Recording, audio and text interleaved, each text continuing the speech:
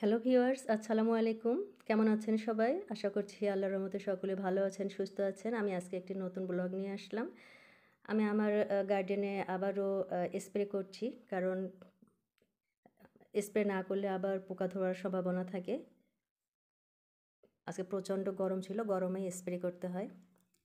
পরে প্রচণ্ড তাপদাহ ছিল। পরে দেখি যে একটি মাছরাঙা পাখি ধপ করে পড়ে আছে। ওইটাকে তুলে নিয়ে আবার ভালোভাবে হাত পা ম্যাসেজ করে দিচ্ছিলাম। অনেক ব্যথা পেয়েছিল মনে হচ্ছিল। পরে পা হাত ম্যাসেজ করার পর ওই একটু সুস্থতা অনুভব করছে। ভাবছি যে ছেড়ে দিব, এটাকে ধরে রাখবো না। তো ম্যাসেজ করার এক পর্যায়ে দেখি সে সুস্থ হয়ে গেছে এবং যাওয়ার জন্য একটু হচ্ছে যে অলরেডি সে চলেই যাচ্ছে আরকি, উড়ে গেল। এরপরে আমি সকালের নাস্তার জন্য একটু ঢ্যাঁড়স ভাজা করব। আমি ঢ্যাঁড়সে হলুদ দেই না, একটু কম আছে ঢাকনা দিয়ে ঢেকে এটাকে ভাপে রান্না করা হয়। খুবই মজার লাগে, আপনারা এটা ট্রাই করতে পারেন। গ্রিন কালারটা থাকবে এবং সিদ্ধ হয়ে যাবে। পরে স্বাভাবিকভাবেই আমি ১ কাপ পানি নিয়ে আটা দিয়ে কাওয়া করে নিচ্ছি। নাইফ দিয়ে পেঁয়াজ, মরিচ কাটছি। কেটে নিয়ে ২ টো ডিম আমি ভেঙে নিচ্ছি। যে সবগুলো রেডি থাকলে রান্না করতে সুবিধা হয়। রান্নার আগে এগুলো অবশ্য তো আগেই প্রসেস করে নিতে হয়। আমরা যারা রান্না করি তারা সবাই জানি এটা। এরপরে মাঝি আসছে। মাঝি এসে আবার ঘাসের জমিতে কিছু মাছ ছাড়া হচ্ছে। কারফিউ মাছ আর কিছু ব্রিগেড সম্ভবত আছে। আজকে মনে হচ্ছিল যে পুঁইশাক দিয়ে ডাল রান্না করব।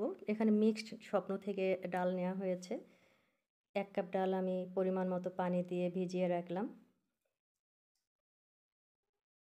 ভেজা হয়ে গেছে। আমি এখন পুঁইশাক তুলতে যাচ্ছি। আমার বাগান থেকে, টব থেকে আমি কিছু পুঁইশাক তুলে নেব। দেখুন কত সুন্দর পুঁইশাক হয়েছে। আসলে নিজের যত্নে গাড়া যে জিনিসগুলো হয় সেটার গুরুত্বই আলাদা থাকে। এত সুন্দর টসটসে পাতা, একটা লোভনীয় একটা পাতা এবং শতভাগ অর্গানিক। কোনো পোকামাকড় কিচ্ছু নাই, কোনো পেস্টিসাইড ইউজ করা হয়নি। এত সুন্দর করে গাছগুলো হয়েছে এবং আমার কাটা প্রায় শেষ।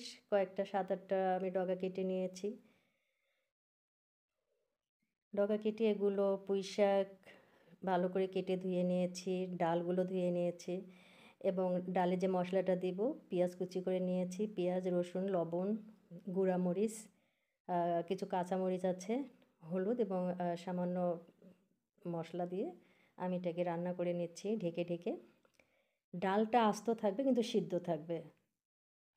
আজকের ওয়েদারটা খুবই ভালো ছিল, হালকা মেঘ, হালকা রোদ। তো এই ছিল আজকের আমার ভিডিও। আপনাদের যদি ভালো লেগে থাকে আপনারা আমাকে লাইক, কমেন্ট, শেয়ার করবেন। আপনারা সবাই সুস্থ থাকবেন, ভালো থাকবেন। পরবর্তীতে দেখা হবে। আল্লাহ হাফেজ।